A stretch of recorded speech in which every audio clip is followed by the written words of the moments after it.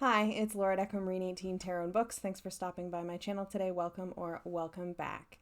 In this video, I would like to share a book review with you of a tarot book that I've just finished reading pretty recently, and that book is Finding the Fool, A Tarot Journey to Radical Transformation by Meg Jones-Wall. This is a book that came out earlier this year. It's published by Wiser Books. And I purchased this book for myself on the basis of having enjoyed the author's Instagram page when I was using Instagram, which I'm not right now. I quite enjoyed the different posts that Meg would make, and on that basis, I thought I would be interested in checking out their book. So I am excited to talk about this book. I'm especially excited to talk about this book during Pride Month, since this is a book by a queer tarot reader and author, and is certainly a book that is marketed in terms of its inclusiveness as well. The first sentence on the back of the book cover is that Finding the Fool is a tarot resource and study guide that goes beyond standardized traditional interpretations, opening the door for readers of all genders, identities, and experience levels to build a unique and personal relationship with the cards. So the first emphasis is that this is a book for everyone.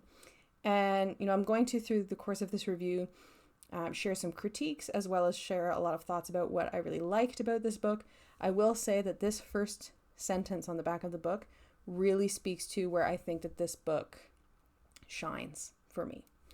I'll also mention, and I'll link below, Cody from Tarot Readings from a Bitch has done a review of this book as well.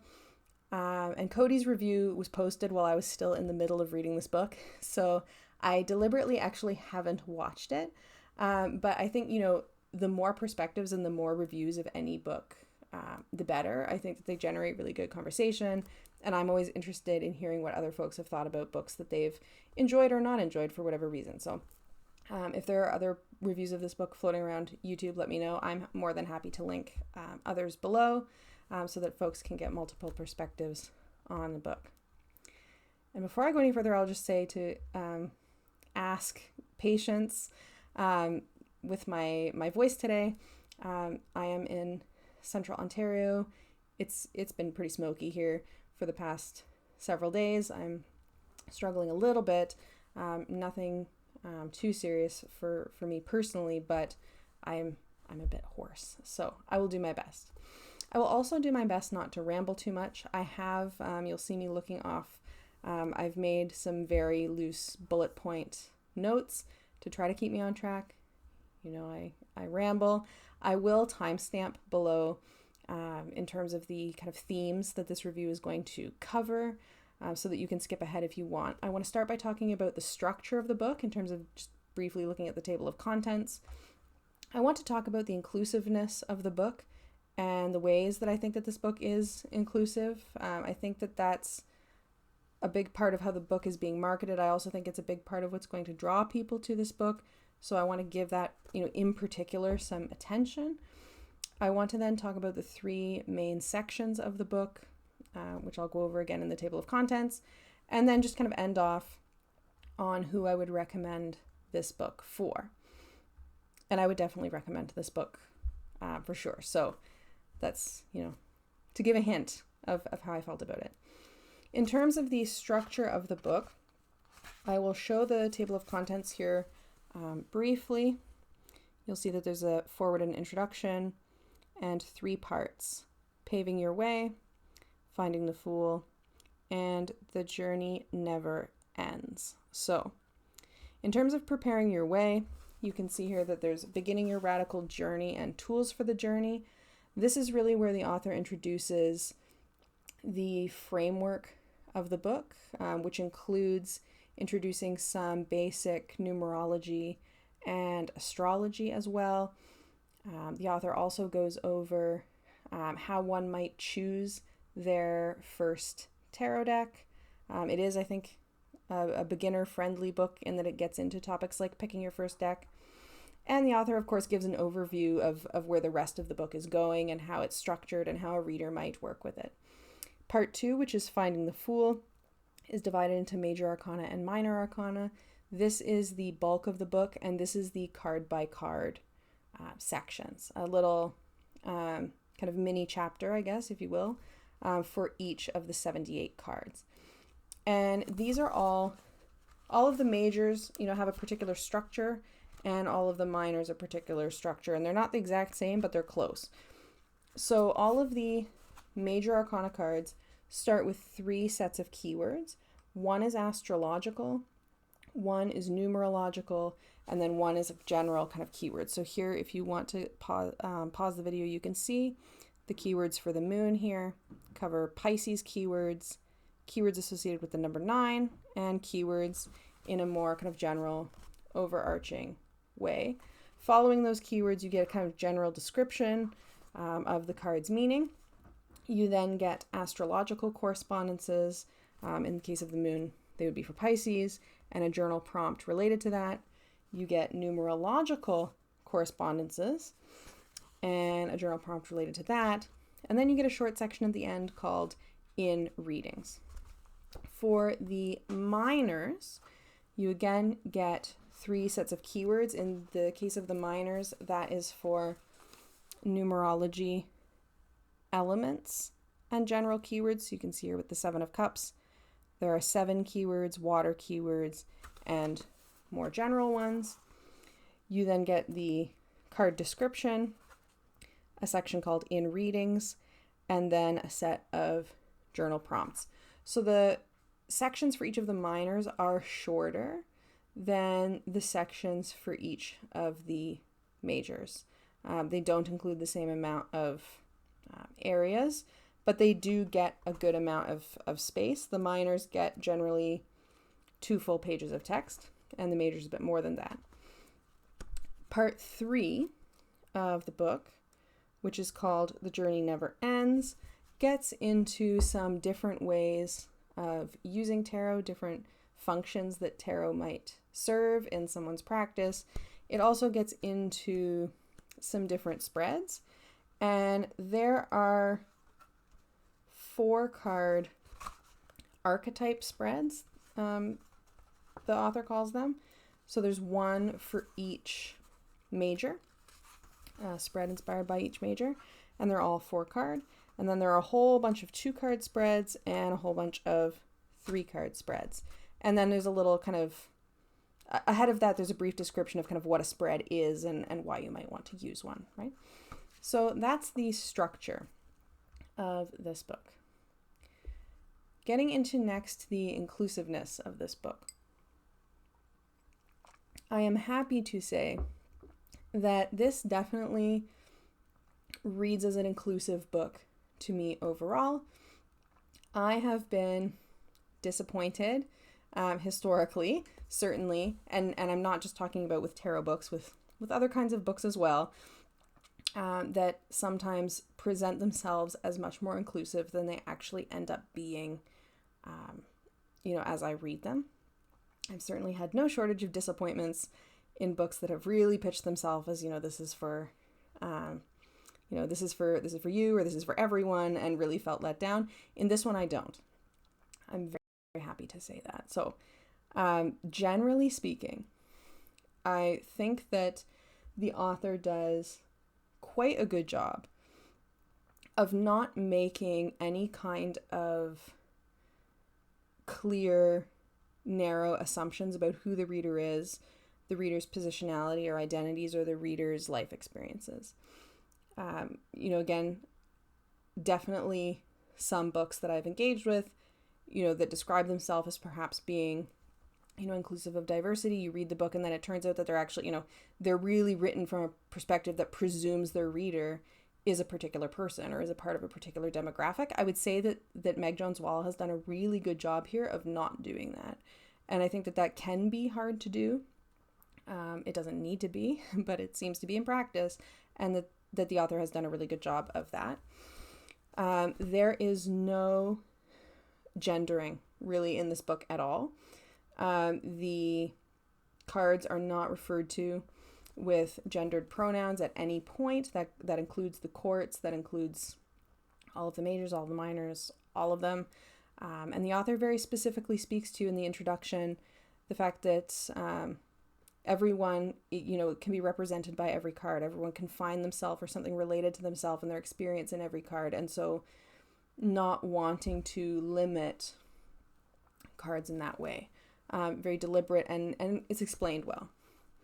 In terms of how the author treats the court cards and distinguishing between page, knight, queen, and king, this is done in a way that I think will be familiar to a lot of readers who work with contemporary tarot decks. A lot of contemporary tarot decks take this approach, which is a kind of experience level type of approach to the courts. So they don't speak about, pages being a particular age necessarily, or a particular gender, or any of the other courts in that way. Instead, pages are kind of student or a seeker, whereas knights are more of an explorer or an adventurer or questing.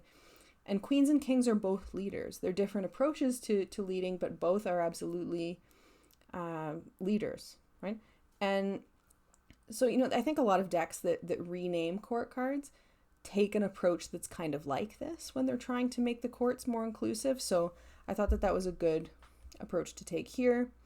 The Empress and Emperor card are not treated like some kind of binary in this book, which is really refreshing. They do talk about the relationship between the two of them, and the idea that if the Empress is this kind of abundant, creative kind of wellspring of energy, that the Emperor has to do with then creating particular kinds of boundaries and structures that support this kind of creative energies, right? So they're different kinds of the cards are different, right? They're distinguished from each other, but it's not in a gendered way. They do distinguish, certainly astrologically, between 3 and 4, numerologically, between 3 and 4, and astrologically between kind of associations with Venus and associations with Aries. But this is done in a not gendered and also not binarized way, which is really nice.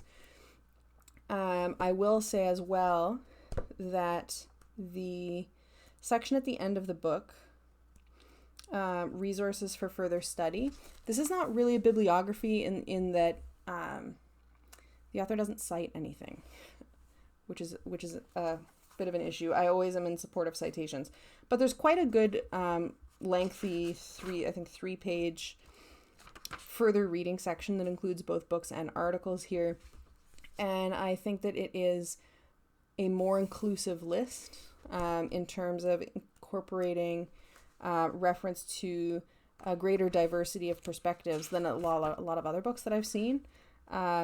There's references here to, articles on autostraddle, to a number of tarot blogs and websites that folks will be, I think, familiar with, as well as a wide range of books. So I do like that.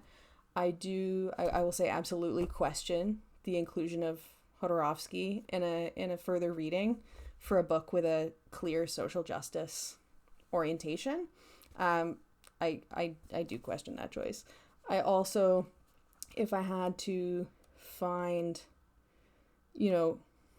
something to critique in the context of talking about inclusiveness, I did find, and I know that my friend Avery did as well, because I read her review on Goodreads after I wrote mine, that the devil card does feel a little bit shamey to me. I'll just check. There's a passage in the devil that reads as follows. The devil can be insidious, slowly letting us drift towards something that has the potential to ruin us and make us feel like it's our own choice. Whether we are struggling to maintain a tight grip on our control or are unwilling to regain power over ourselves, the devil lies in those battles, tempting us to indulge our whims and revert to old patterns. And it kind of gets into this kind of humiliation and getting stuck in humiliation. And I wish that this read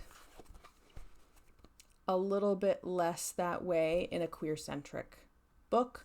I think a lot of us who are 2S LGBTQ plus folks coming to tarot, come with varying degrees of experience in religious contexts that have not been welcoming to us, and probably with particular experiences with the devil as a figure.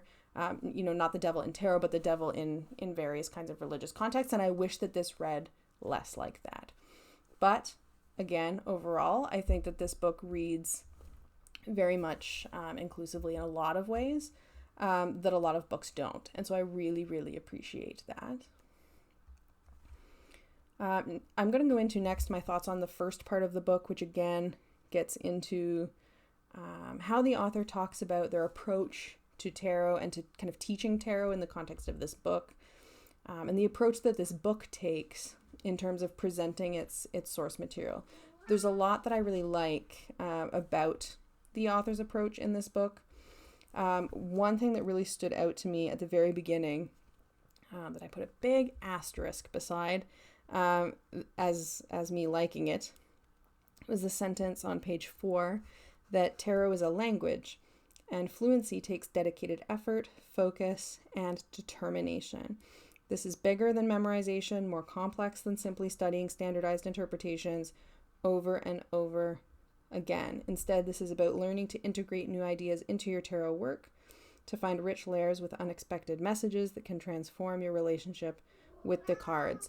I really like the balance that the author gets between being a really intuition focused and an intuition oriented approach to reading tarot on the one hand, but also really acknowledging the value of tarot expertise and tarot books and reading tarot books and engaging specifically with diverse perspectives on tarot. Including engaging with ideas about the tarot that might not readily align with our own, that might challenge us in various ways. Certainly not ideas that are harmful, but the value of learning from others. I really like that as something that feels encouraging to me, that I don't see a lot in books. So I liked that. I like the way that the approach that's outlined in the outset of this book seems to kind of be simultaneously encouraging learning about each card on the one hand, reading about each card, reading what lots of authors have to say about each card, but also then learning from each card, right?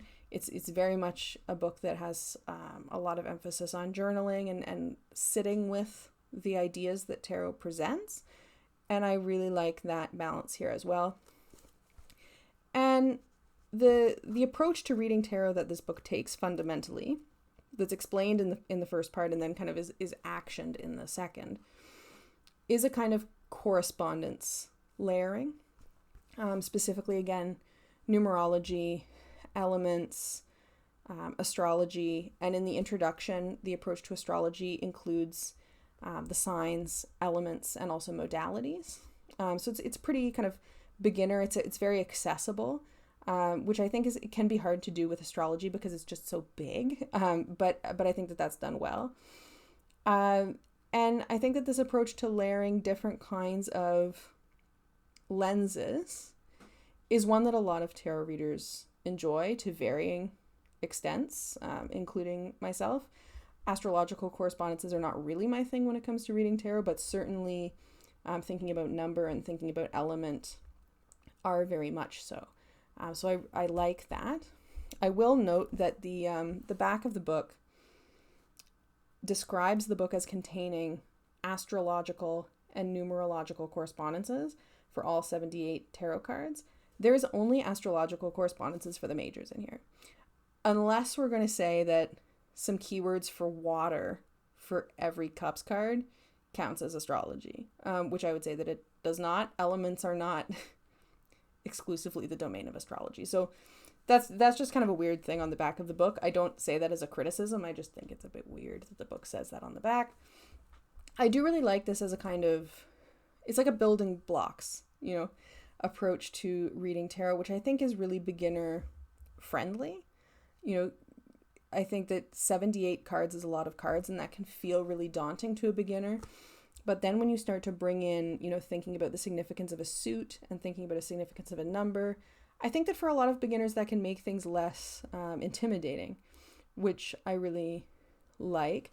I do think it would be valuable, though, to mention somewhere, and the book does not mention this, that these lenses are being layered onto tarot and have been layered onto tarot, at various times in tarot history. I would say historically they're not inherent to it. Right? I don't think that astrological correspondences are so deeply baked into every tarot deck ever that you can't possibly read without them, right? I think that the ways that these things are being kind of put onto tarot as a system would be worth kind of unpacking a little bit, but I do think it's a fairly big, kind of beginner-oriented book, so I understand that being a little bit beyond the scope of things. I also think it would be a good idea, particularly with the numerology, I felt this way, to give a little bit of context of where this kind of numerological keywords are coming from. I feel like with the keywords for the digits of 0 to 9, for example, you're going to end up in quite different places if you start with playing card reading traditions for the source of your numerology versus if you start with like life path numbers or something, right? A beginner is not going to necessarily know that, but I do think that context is valuable. To me, that's about, citing your sources and giving credit where credit's due. I think that it would be a good inclusion, but I really like the approach of the different kinds of keywords and different correspondences overall. Now, in terms of the author's approach, I think what's going to stand out about this book as unique and, really stand out to anybody picking up this book immediately from the first section is the fact that the author explains that they have chosen to include no images. There are no pictures of tarot cards in here at all. There are some astrological glyphs, but that's it. There are no pictures of tarot in here at all. There is no mention in here of, Smith-Waite versus Thoth versus Marseille at all. Like no mention that these things really exist. There is no mention of reversals at all, which is not something I feel particularly strongly about, actually. I think that a beginner book can do whatever it wants with reversals as far as I'm concerned. But this is really rooted in a suggestion in this part 1 to start with the deck that feels good to you, that makes you want to read tarot, that makes you want to pick up the cards and makes you want to engage with them, right? I really like that the book does not suggest that you have to start with Pamela Coleman Smith's deck. It's not a particularly inclusive deck. It's not a deck that everyone is going to be drawn to. Particularly, I don't think necessarily the audience that's drawn to this, based on how this book is marketed. So I really appreciate that. I would have had a different tarot journey, I think, if when I started, a very, very long time ago now, I had a deck that I could relate to better, And so I really appreciate that this is very encouraging of finding the deck that works for you. The author explains on page 10, rather than focusing on any particular deck, rather than forcing my ideas of what tarot is on you or repeating meanings that you may already be familiar with, this book removes that fixed object and starts with a blank slate, offering only hand-drawn glyphs of planets, zodiac signs, and alchemical symbols to reinforce correspondences and connections. So this idea of a kind of blank slate, meaning that the book is not intended to be deck specific. It's intended to be a book that you could use with any deck. Overall, I think that that's really well done. I think it's a great approach. I think it means that somebody who's already got one deck can work with whatever they've got, whatever they've chosen, and won't feel pressed to go out and, get something else just for the sake of working with the book. Someone can find a deck that represents them and represents their community and that kind of artwork that they like, and I think that that's great. I do think that it's very challenging. And I will say that this idea of a kind of blank slate is unevenly realized throughout the book. And I'm going to pick on the Ten of Swords as an example of what I mean by this, right? The Ten of Swords, again, comes with numerological keywords, and it includes for both 10 and for 1, since 10 reduces to 1. It includes keywords for air, since it's a swords card, And then it includes these general keywords, right? And the general keywords provided for Ten of Swords here are defeat, unwillingness to act, rock bottom, victim mindset, darkest before the dawn. I'm going to go ahead and say that that is not a blank slate. That is a Smith weight. That is firmly Smith weight. It's not a set of keywords that you're going to get to if what you're trying to do is combine keywords for the number 10 and keywords for the element of air, right? So that I think could, because there isn't any kind of discussion of Smith weight versus Thoth versus Marseille kind of anywhere in the book, that could really throw a beginner reader for a loop if they are working with a deck that is not Smith weight, and even more so if they're working for a deck that is not scenic. If somebody picks this up with their first deck and their first deck is the Noblet, or any Marseille deck or any Pip deck even, those kind of keywords, this kind of victim mindset, defeat kind of keywords are going to feel arbitrary. It's not at all clear why 10 plus air would land there with no contextualization in Smith weight. So I do think for a brand new reader, that may be a bit confusing. Me reading it, it makes complete sense. Of course it does.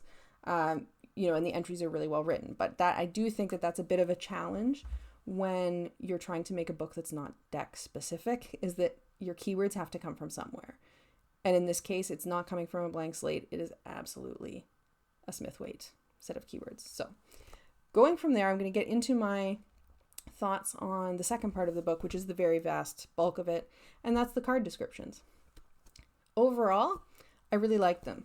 I really like the fact that the minor arcana cards feel like they're given enough weight. They're not skimmed over compared to the majors. The entries are a little bit shorter, but they feel thorough. They feel well thought out. They feel like they were given just as much attention and care as the major arcana, which I really like. I really like the way that the author treats both the major arcana and all of the suits as a kind of series of trajectories or journeys going from, the 0 in the case of the Fool or the aces in the case of the minors, up through to, the 10s or up through to the World. It's written in a kind of narrative storytelling kind of a way that I think will appeal to a lot of readers. It's clear. I think that the structure really works overall. I think the writing is beautiful. I am a bit challenged by the fact, and this is entirely this is me, this is not a criticism of the book. I'm challenged by any book that writes with we. So for the Hanged One, for example, we've been looking outward, caught up in the complex movements of the collective, imagining the impact that our dream might have on the world. But in the process of putting so much energy towards others, we find ourselves tangled up, slowing down. When it's a single author book, the we is implicating the reader. And I feel like it always feels presumptuous to me. That is a me thing. It's not a critique of the book. It is a thing that grates on me a little bit, but I will say, the fact that this book, again, feels as inclusive as it does means that we bugs me a lot less. That we, including me, really, really bugs me when the book doesn't feel like it includes me, but this one it does. So I'm actually good with that. I really like that the card descriptions are open-ended. They're capacious. I feel like, inevitably somebody who's been reading tarot for any amount of time is going to come to a book with card descriptions in it, and some aspects of it they're going to agree with or are going to kind of mesh with their own interpretations, and some won't. But I feel like these are broad enough to encompass a lot of understandings without feeling broad in a way that they're unhelpful or overly general. I think that they feel, thorough and sufficiently specific to be useful, but not so specific that I think that a lot of readers are necessarily going to come up with major disagreements with a lot of points. I like that. I like the keywords overall. I will say for a couple of the keywords in terms of the numerology and the astrology, the keywords feel more like they're being taken from the tarot card than they are from these other things. So just as an example, some of the keywords for 2, like the number 2, include sensitivity, intuition, psychic wisdom. These feel like high priestess keywords to me more than they feel like keywords just for the number 2 only. And some of the astrology keywords do feel that way as well, which again might throw a beginner a little bit. I don't like, it's not a major issue, but having more of a background in these kinds of areas, it did strike me that the keywords felt more like they were coming from the tarot and then being applied to the numbers or signs or planets, as opposed to the other direction, which is what it says it's doing. So that's something. I really like the journaling prompts. The journaling prompts feel productive. They feel like something that beginners and experienced readers alike would get something out of doing. I find them appealing. I would enjoy journaling my way through this book, I think. There are a couple of astrology things in the journaling questions that are a bit confusing. One of the prompts for all of the cards that are associated, with signs, asks what element the sign is in your chart. So like, for example, where is Cancer in your natal chart? What element does it live in, right? Like the element associated with Cancer doesn't change from birth chart to birth chart. So that's just a weird wording. I think that a beginner would not know what that meant, because I don't know what it means either. The journaling questions for astrology in the major arcana, which focus on the birth chart, they also ask about houses, and houses are not included in chapter 1, the kind of introductory astrology overview. So the second a total beginner gets to that, they're going to have to do some Googling or some like going to an outside source. I don't think that's a huge problem. It would be cool if houses were just given a very short mention, so that at the very least a reader would know where to find them in a birth chart if they're going to be in the journaling questions.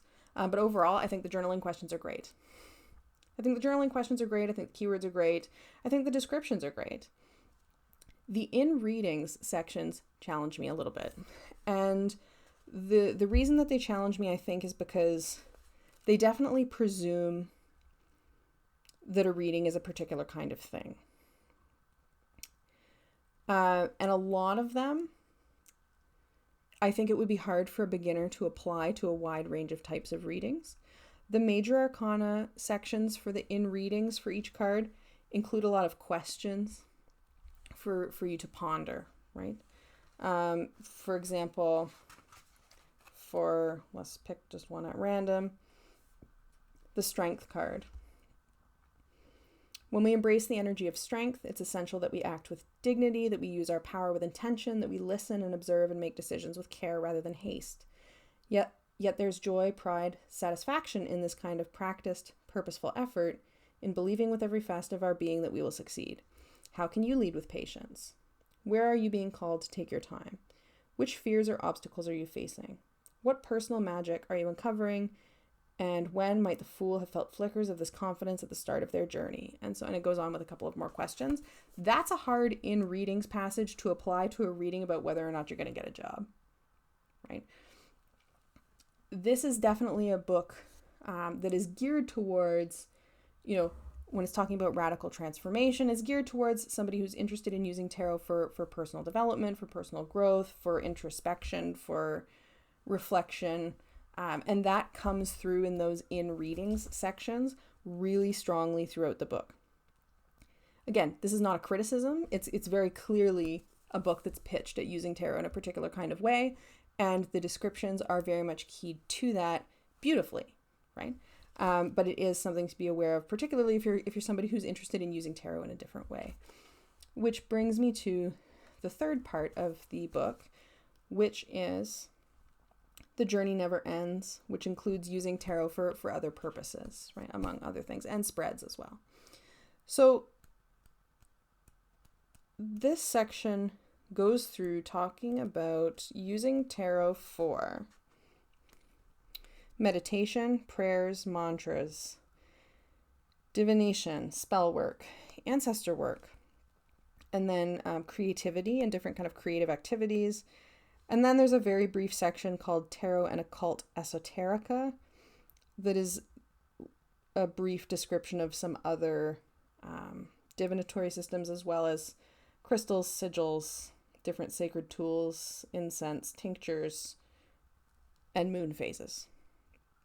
Okay? And then it goes into spreads. I think that this is good. I think that this is a nice inclusion that speaks to the fact that, and it's a really nice lead in, I think, to the further reading section at the end, because it speaks to the ways in which the author, is encouraging of people to explore using tarot in different ways and to explore many perspectives on the tarot, which includes, using it for things that are not what this book is focused on, which I think is amazing. I think that the fact that, meditation and prayer come ahead of divination in this book definitely indicates something about this book's focus. The author describes tarot as where is it? Now I'm not going to be able to find it. Oh, as an introspective and contemplative practice, right? So that is presumed. That is presumed about tarot, and it's presumed that that's what somebody's going to be interested in based on this book, right? So my point earlier about it being hard with some of the meanings to apply them to a very practical, kind of mundane question, like whether you're going to get a job or, what you should do about a particular thing, is kind of borne out here, right? That's not what this book is for. The book does acknowledge that this is a thing that tarot can be for, and it encourages the reader of the book to figure out how they feel about something like fortune telling or divination, which I think is helpful. And I appreciate the fact that it's not a book that demonizes fortune telling. It's not its focus, but it's also not rejecting of that being someone's focus. I don't think it's the book for that person. If someone's really interested in kind of fortune telling and future casting as what they want to learn to do with tarot, this is not the book that's going to necessarily be very helpful with that.